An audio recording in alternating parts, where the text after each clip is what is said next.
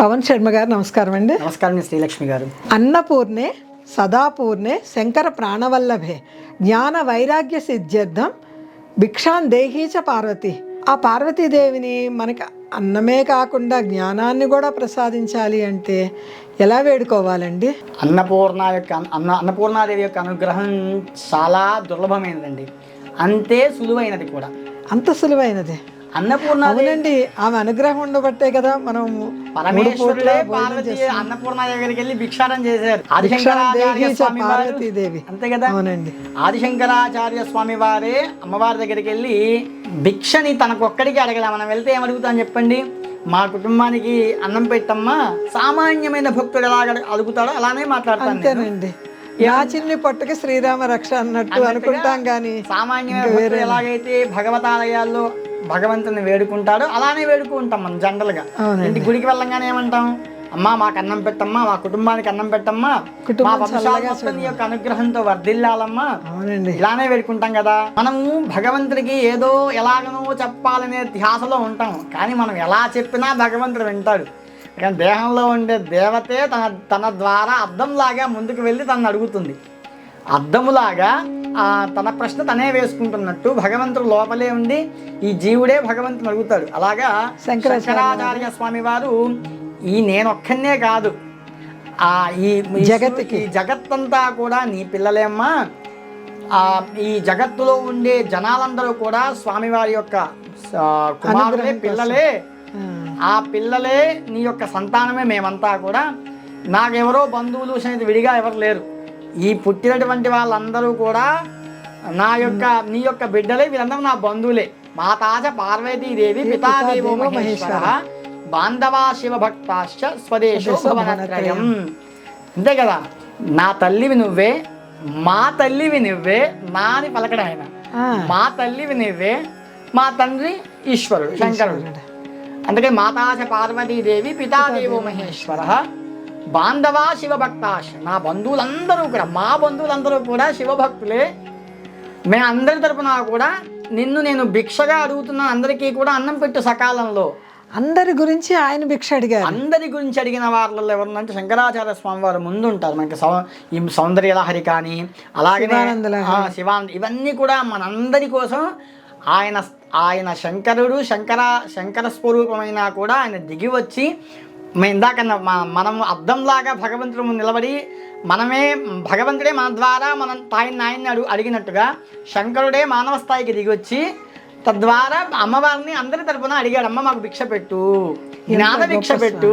జ్ఞాన భిక్ష చూడండి ఎంత సూక్ష్మ. మనుషులకే కాదు, సమస్త జీవులు కూడా అమ్మవారి యొక్క కృపచేతనే తిండి జరుగుతూ ఉంటాయి.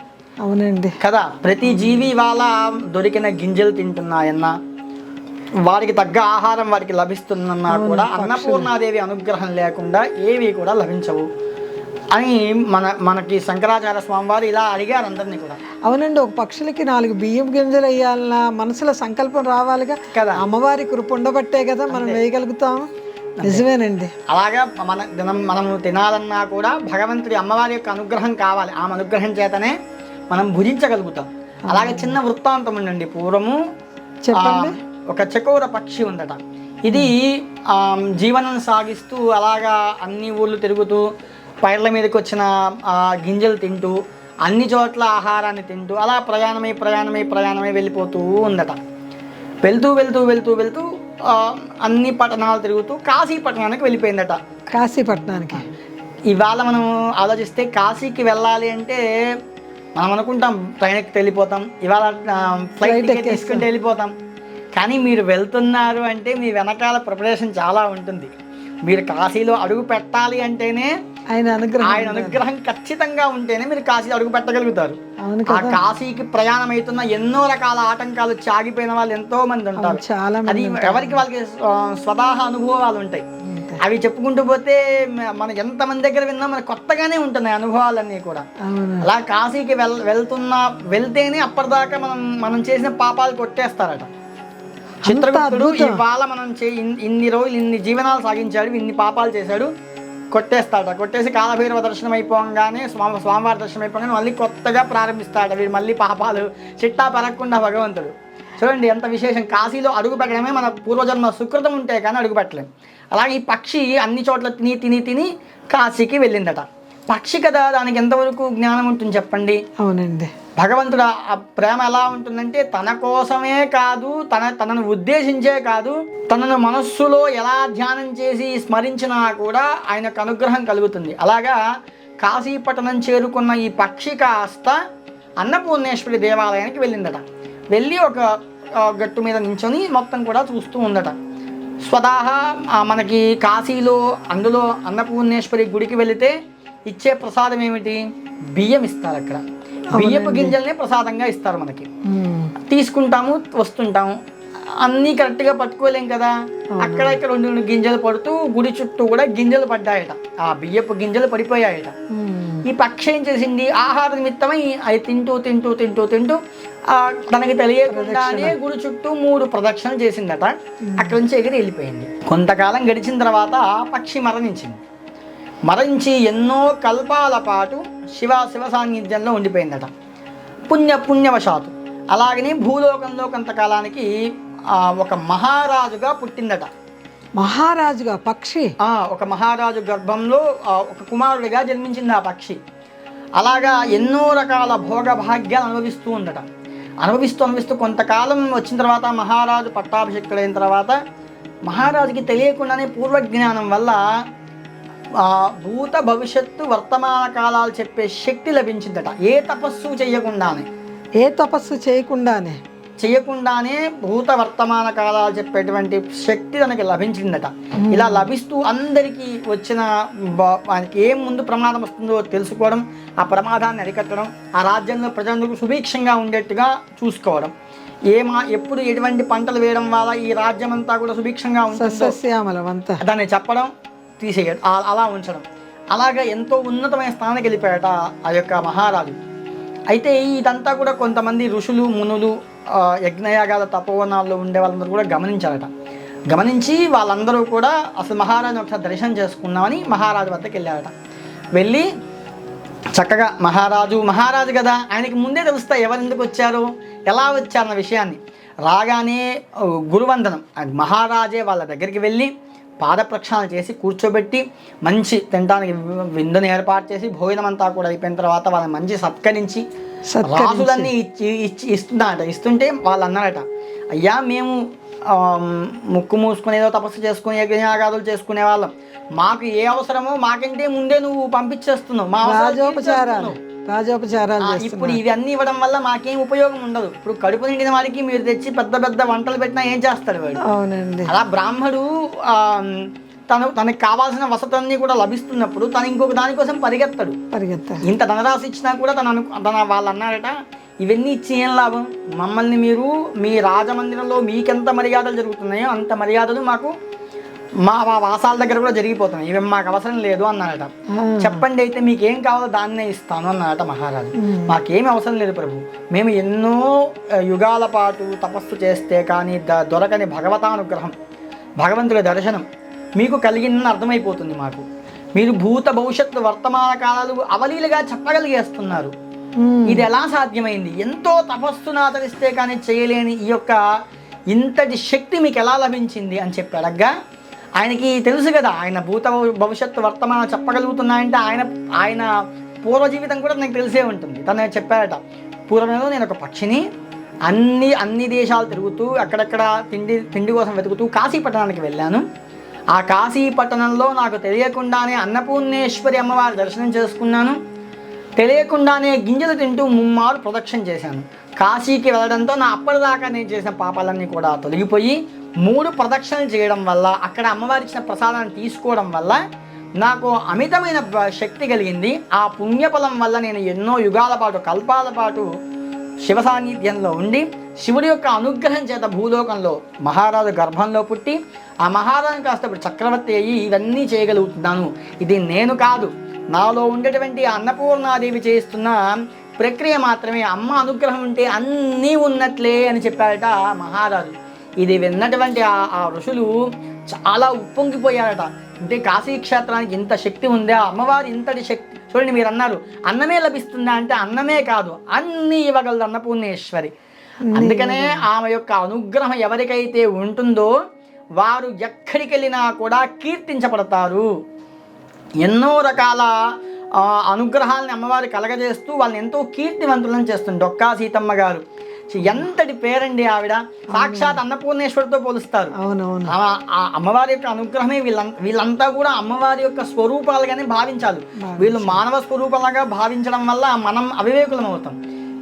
ఇలా పెట్టాలి, తనకి లేకున్నా కూడా పిలిచిపెట్టిందట ఆవిడ. తనకి ఇంట్లో చేయలేని పరిస్థితి ఉన్నా కూడా తనకి తోచినదే చేసి పెట్టి పంపించింది, కడుపు నిండి పంపించింది. ఆ అన్నపూర్ణాదేవి కాకపోతే ఇంకెవరండి? అన్న ప్రసాదాలు పెట్టాలన్నా ఒక యోగం ఉండాలి కదండి. ఇప్పుడు మనం గుడికి కూడా స్వామివారి ప్రసాదానికి ఇవాళ నేను ప్రసాదానికి ఇస్తున్నాను అని ఇవ్వడం కూడా అమ్మవారి యొక్క తలంపే.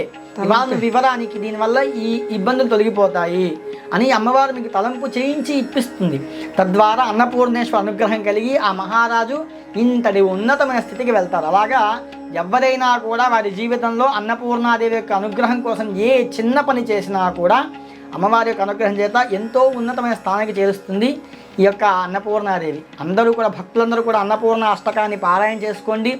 అలాగనే అమ్మవారి యొక్క అనుగ్రహం కోసం లలితా సహస్రనామాలు పారాయణ చేయండి. మీకు తోచినది ఆ రోజు మీరు అన్నపూర్ణ అష్టకం పారాయణ చేసిన రోజు ఏదో ఒక ప్రసాదం చేసి నలుగురికి పంచండి. మానవులకే కాదు, పశుపక్షాదులకు కూడా పెట్టండి. తద్వారా ఆ దేవతానుగ్రహం కలుగుతుంది. అన్నపూర్ణ ప్రసాదం తిన్నటువంటి ఆ పక్షి మహారాజుగా చక్రవర్తిగా ఎలాగైతే మారిందో, ఏమో మన చేతితో పెట్టడం వల్ల ఆ పక్షులు ఎలా మనకి ఉత్తరోత్తర జీవితాల్లో మనకి ఎలాగ తను సహకరిస్తుందో తెలియదు కదా. అసలు ఎంత సులువైన మార్గం చెప్పారండి. అన్నదానం చేయాలి అంటే ఎంతో శక్తి కావాలి. అంత శక్తి ఉండి మనసు ఉండి చేస్తాము, అదొక యోగము. ఆ భగవంతుడు ఆ యోగం ఇవ్వాలంటే ఎంతో కొంతమందికే సాధ్యమవుతుంది, అందరికీ సాధ్యం అవ్వదు కదా. మీరు చెప్పిన సులువైన మార్గంలో ఒక గుప్పెడు గింజలు ఒక పక్షికేస్తే అది ఒక గొప్ప విశేషమే. ఒక 4 రొట్టె ముక్కలు మిగిలినవైనా సరే చేసేటప్పుడు ఒక 4 ఎక్స్ట్రా చేసిన 4 కుక్కలకో ఎవరికో మనకి అందుబాటులో ఉన్న జీవరాశులకు అందిస్తాం కూడా ఒక పుణ్యమే. మీరు గమనించినట్లయితే మీరు ఒక్కరోజు పెట్టడం మొదలు పెడితే ప్రతిరోజు ఆ జీవి వచ్చి మీకోసం అక్కడికి వచ్చి చూస్తూ ఉంటుంది. ఎందుకు అంటే తను మీరు పెడుతున్నారనే ధ్యాస తనకి ఉండిపోతుంది. అంటే మీ రుణం మీరు తీర్చేసుకుంటున్నారు, అంతే కదా. తను మీకు రుణపడిపోతుంది, మీరు పుణ్యాన్ని మూట కట్టేసుకుంటున్నారు. మీరు ఇది గమనించండి. ఎవరైనా కూడా ఒక 4 రోజులకు జీవికి పెట్టండి. కుక్కకు పెడతారా, కాకులకు పెడతారా, పిట్టలకు పెడతారా? మీరు పెట్టడం మొదలుపెట్టిన తర్వాత దానికోసం ఒక జీవి అంటూ వచ్చి దాన్ని తినడం ప్రారంభిస్తుంది. చూడండి, మీ జీవితంలో ఎంతటి మంచి జరుగుతుందో. మీరు మంచి జరగడం పక్కన పెట్టండి, మీ మనశ్శాంతి. నేను ఇంకొక జీవికి ఏదో పెడుతున్నాననే భావన, ఏదైనా ఫలం ఆశించి చెయ్యొద్దు. దేవుడి దగ్గర చెయ్యకూడదు. ఫలం ఆశించి ఏది చేయకండి. ఏది మీరు చేస్తారో దానికి తగ్గ ఫలాన్ని భగవంతుడే ఇస్తాడు. ఏమండి, మీరు ఇలా చెప్తూ ఉంటే నిజంగా ఇప్పుడు నా జీవితంలో జరిగిన సంఘటనేనండి. కిటికీ విండో గ్లాస్ డోర్ తీసి ఒక గుప్పెడు బియ్యం వేస్తాం అలవాటు అండి. పావురాళ్ళు వచ్చి తింటాయని నేను ఏదో ఒక ధ్యాసలో ఉండి వేయకపోతే అవి ముక్కుతో అద్దాన్ని కొడుతూ ఉంటాయండి, పిలిచి ఆ గుప్పెడు వేసిన తర్వాత అవి సర్దుకుంటాయండి. మనకి తెలియకుండానే అవి మనల్ని గుర్తు చేస్తూ కూడా ఉంటాయి. మన కర్మని తీసుకోవడానికి వచ్చిన ఒక మహా పెద్ద పండితులుగా భావించాలి వాళ్ళని. మనం పండితుల్లాగా భావించాలి. వాళ్ళు అడిగి మరీ పెట్టించుకుంటారు. అది కదండి, మనకి ఇవాళ పిలిస్తే కూడా వచ్చేవాళ్ళు లేరు. మన కర్మను తీసుకెళ్ళడానికి, మన కర్మల్లో ఉన్నటువంటి పాపాన్ని కరిగించడానికి మనకి అడిగి మరీ అన్నదానం చేయండి అనేవి తీసుకెళ్తున్నాయంటే మనం ఎంత అదృష్టవంతులను. పెట్టే స్థాయిలో ఉన్న వాళ్ళం. అవి తింటున్నాయంటే భగవంతుడు ఆ దూతలుగా వచ్చి మన పితృదేవతలు కూడా అదే రూపాల్లో వచ్చి స్వీకరిస్తారట. పితృదేవతలు కూడా వీడి చేత్తో ఒక పిరిగడ అన్నం పెడితే బాగుండు అని ఎదురు చూస్తూ ఉండి ఏ రూపంలో వదిలిపెడతామో ఆ రూపాన్ని ఏదో ఒక రూపంలో వచ్చి ఆ పదార్థాన్ని తిని వెళ్ళిపోయి తృప్తి చెందుతారట. దీనివల్ల పితృదోషాలు కూడా తొలగిపోతాయి. మనం మూగజీవులకి పెట్టడం వల్ల, మూగజీవితల్ని పోషించడం వల్ల మనకి పితృదేవత అనుగ్రహం కూడా కలుగుతుందని చెప్పి శాస్త్రాలే చెప్తున్నాయి. అవి ముక్కుతో అలా అద్దాన్ని కొట్టేసి గుర్తు చేస్తున్నప్పుడు ఎంత ఆనందం అనిపిస్తుందో. ఏంటో నేను మర్చిపోయాను కదా, మాది భాష ఒకటి కాకపోయినా ఎంత అందంగా గుర్తు చేస్తుంది అని ఎంతో సంతోషం అనిపిస్తుందండి. అవునవునండి, చాలా మంచి విషయం చెప్పారండి. ఎవరికి చేతనైన సాయం వాళ్ళు చేసుకోవాలి. చేయడం ద్వారానే మనం కొన్ని లక్షలు ఖర్చు పెట్టి ఏవో చెయ్యక్కర్లా. యజ్ఞాలు యాగాలు చేయక్కర్లేదు. మనకి చేతికి ముందు అసలు మీరు మారండి. మీరు యజ్ఞయాగాలు చేసినా ఫలితం వస్తుంది భగవంతుడు చెప్పడు. మీరు మనిషిగా మారిన రోజు, మనిషిగా పుడతాడు కానీ మనిషిలాగా ప్రవర్తించడు. మీరు ఎప్పుడైతే మనిషిగా మారుతారో ఆ మనిషిగా మారినప్పుడే మానవత్వంగా మీరు ఎప్పుడైతే ఇంతమందిని పోషించగలుగుతారో అప్పుడే భగవంతుడి అనుగ్రహం చేత మనిషిగా మీరు గుర్తించబడతారు. తద్వారా భగవదానుగ్రహం కలుగుతుంది. చాలా మంచి విషయం చెప్పారండి, చాలా మంచి విషయం చెప్పారు. శ్రీ గణేశాయ నమః. శ్రీ గణేశాయ.